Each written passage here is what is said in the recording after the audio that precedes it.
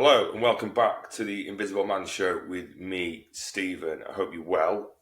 Please hit the likes on the way in as well, because in case you forget on the way out.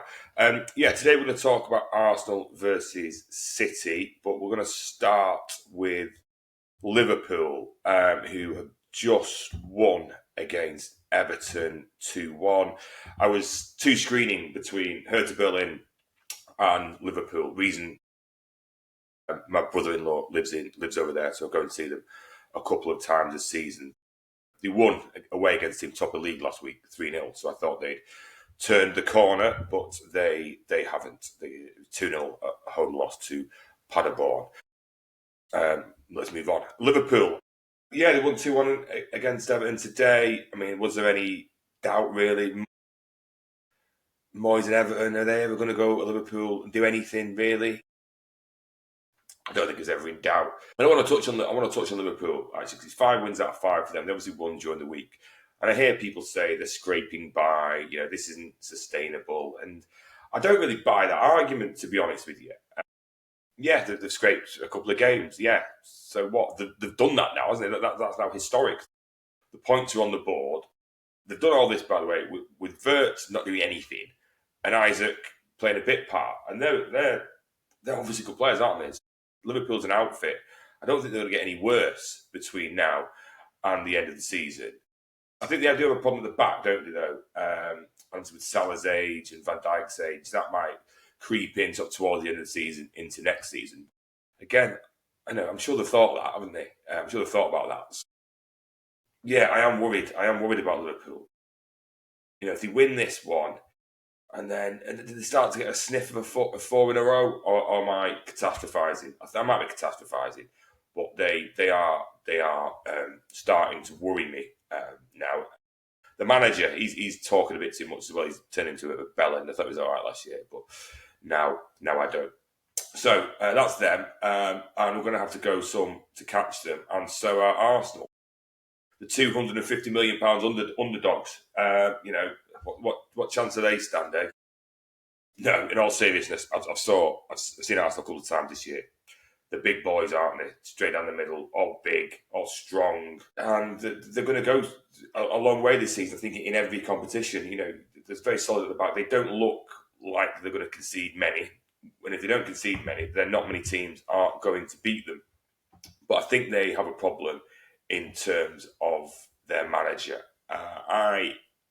I go back to the Liverpool game. I thought Liverpool were there to be beaten if they were for Arsenal, from an Arsenal perspective. Now I know you're not going to go to Anfield and go gung ho and all the rest of it, but the opportunity was there. And when we won the league in the past, we beat Arsenal home and away. We beat Liverpool at home. We very rarely win there. We beat United home and away. We beat Chelsea. You win the big games because that makes a difference. Liverpool won 5 now. Arsenal only won 4. And games like that are the difference, and you can't argue that they've not got the players. The bench is stacked, the first team's stacked. I think they really have to deliver this season, and they'll be looking to deliver against us. Sorry, I don't usually drink on these, so apologies. But it's my partner's birthday on Monday, so I'm starting early. If you want to know what I'm drinking, someone can send me a check. I'm open to alcohol sponsors, not gambling though. They can get knotted. I'm not taking a penny ever off gambling companies. Not that this is ever going to make any money, but if it did, I wouldn't.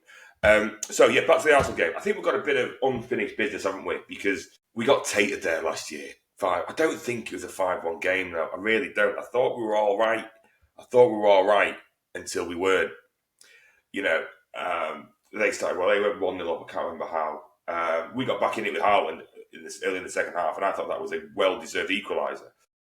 And then Phil gives it away in our half as we're trying to build on that and go for the winner, and gives it away to the man who is currently facing charges, who scored a deflected goal and we went in. And then after that, we went to pot. That was the day Ortega lost to me. I thought it was a disaster. I thought he threw a couple of those in. He didn't dive. And that little Wally, I can't remember what his name is, who did that Haaland celebration, all that stay humble cobblers. I mean, I can't be doing with it. I can't be doing with this this little stay humble beef they've all got going. Listen, so Arsenal need to go and win something, and they'll be looking to beat us. But I think with our spine, I think we're coming into it at the end of a good week, aren't we? Arsenal, great win for them in Bilbao, but it's Bilbao, isn't it?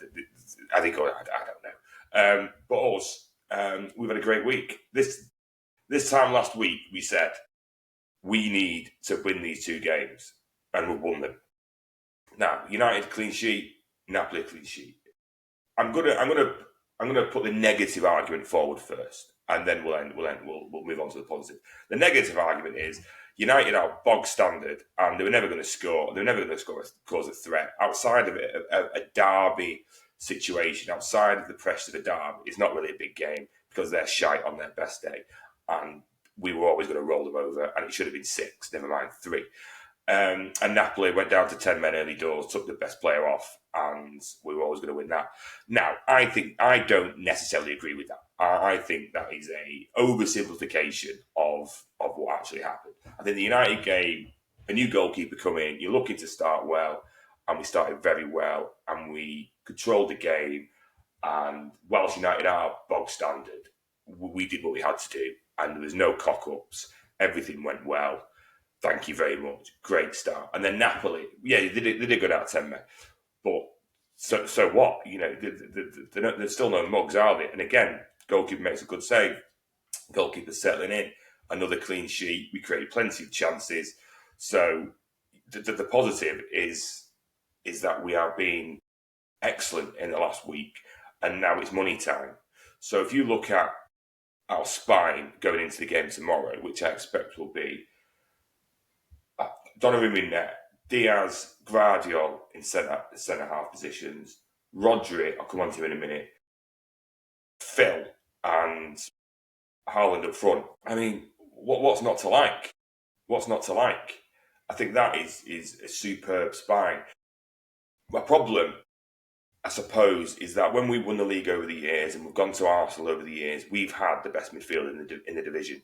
I don't think we've got that now. Or if we have, there are certainly cases to be made for others. I mean, Rodri, Reinders and Phil in midfield. Very good, very exciting. I think actually Phil will be stuck out to the right wing and they'll play Bernardo in midfield, at least to start with. That, whilst it's good, it's new, isn't it? Well, you can look at Rice, he's been in the league for years. But they'll play Moreno, won't they? Moreno and Zubimendis. So it's going to be hard. It's going to be very, very hard, particularly Rodri. I said this about the United game. Can Rodri survive a long match? So if we're 2-0 up with 15 minutes to go, great. But I wouldn't even take him off then. We'd really struggle, wouldn't we, I think, without a fully fit Rodri in this game. And I heard what Pep said on Friday's press conference. He said Rodri was, on Wednesday training, said he felt uncomfortable, but he'll be all right to play against Napoli. What? As I said in the video before the Napoli game, no results in the Napoli and Arsenal game are worth Rodri's long-term health, and I maintain that because I don't think we can win the league anyway.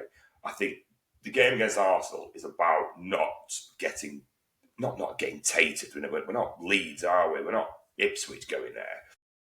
It's about showing we've improved on last season. That's what it is. It's about showing we've improved on last season, that we can keep it tight and offer a threat. However, I am worried about Reinders getting caught on the ball like he has done a couple of times against Wolves, a couple of times against Tottenham, a couple of times against United. I think if you do that against these, they'll just run us over. It's very similar to Brighton in the last 20 minutes, half an hour. They'll just run us over.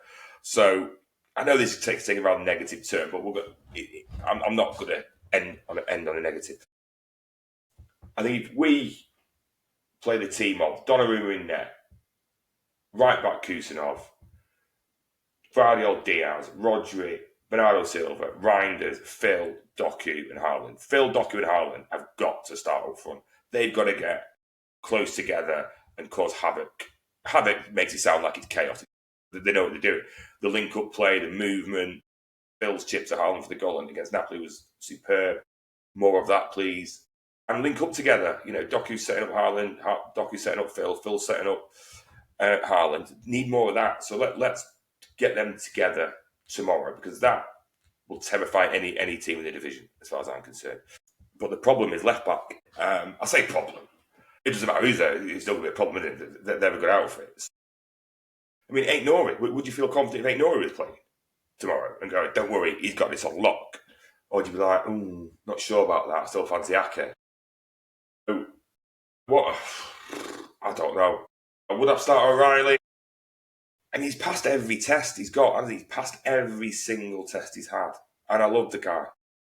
So I want to throw him in and go, off you go. Go on then. Give them something to worry about. But in the back of my mind, I'm thinking, it only takes a couple of chances and we're 2-0 down after 25 minutes and we've had it.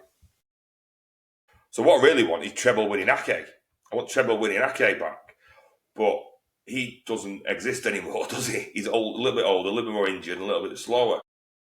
So what do you do? And would Ake last 90 minutes anyway? I don't know. I don't want to move Guardiola to left back. I don't want to see Stones and Diaz in defence again. Or maybe I do, actually. Should we just do that? But then again, Guardiola was brilliant at centre-half, wasn't he? What do you think? I'm torn. Because I think Guardiola is the best centre-half we've got. So moving him to accommodate a left-back position, well, he's not played all season, actually, has he? He only played 2 games. He played them at centre-half. So, I am sorry this has turned into a pricey therapy session. But, yeah. Right, forget it. Get O'Reilly in. Forget it. He's a horse we rode in on. We're sticking with him.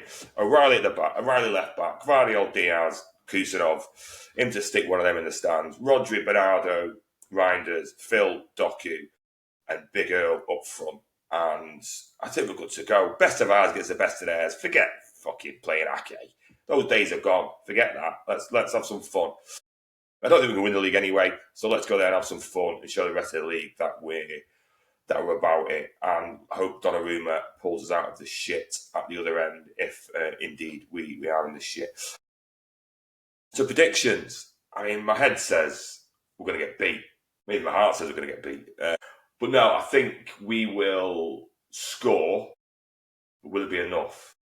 I mean, this is the thing, innit? We're just going to have to see. This is a wait-and-see game. I mean, I think they get jittery, though, don't they? They're not the most composed outfit in the world. They're very petulant. The crowd is like AFTV on steroids. So if we can get to half-time without them being in front, I'm a happy man. And then let's see how it goes. Because they'll know Liverpool have won today, obviously. They'll know they need to win if they want to catch them. So it's on them to win. It's on them to beat us.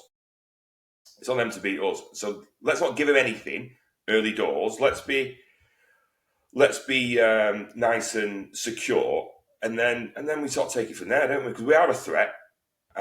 So let's take it from there, and let's go for a 2-2. Let's go 2-2. But is anyone going to score against Donnarumma? Fuck it, we're going to win 2-0. No problem. Reinders, Haaland to get one, Reinders to get another. Arsenal 0, City 2. There we go. That's my prediction. I've taught myself into it. Thank you for listening. But yeah, in all seriousness, this does have an impact on the rest of the season, because if we do get something there, let's pretend we win. Next 2 games, Burnley at home, Brentford away for the international break. Huddersfield will look after it. And so will whatever Champions League game we've got. From a league perspective. Burnley and Brentford. Win both of those. And we're away, aren't we? What's that? There'll be 6 wins and 2 defeats. Well, that's all right. We'll take that, won't we? That's not a bad start. We're going into October. So, yeah, I think this is a big bearing on both seasons, really. I think we got to Arsenal and turn them over. I'll be watching AFTV Sunday night, put it that way. They'll be jumping up and down saying Arteta's got to go. There we are. Forget them. If we beat them, forget them. Then it will win the league. So it'll impact them, and it'll impact us massively. But if we get beat, are we back to square one? I don't think we are back to square one, by the way. I think the performance against United and Napoli shows that what happened last season is almost out of the system. And going to Arsenal getting beat, well, that can happen to anyone. So there's no major reevaluation of the team after that. I mean, any problems are chronic. They're here to stay, aren't they? No right back, no professional right back and no real professional defensive left back. And Rodri getting fit, those things aren't going to change. So let's go there, get a good account of ourselves. That's the main thing. Don't cock it up. Don't give them anything. If they let them earn it, keep them honest. That's how I'd describe it. Keep them honest. And I think if they get jittery, Howland scores early in the second half, and then Reinders gets one at the death to wrap it off. And he needs a goal, doesn't he? Technically Philbin's got one goal. Come on now. Good play with that. Need to see a bit more from the old back of the net perspective. So thank you for joining. I'll be back on Monday with a review of the game. I might get someone on, depending on diaries. I know I keep saying that, but I'll try to get someone on. If diaries allow, but if you do want to come on, just drop me a message and we'll sort some out, and we'll chat all things City and beyond. And don't forget the comedy show that's on tonight at 5:30. United at home to Chelsea. That should be good fun, shouldn't it? Thank you. Take care. Enjoy the weekend, and I'll see you on Monday. Take care.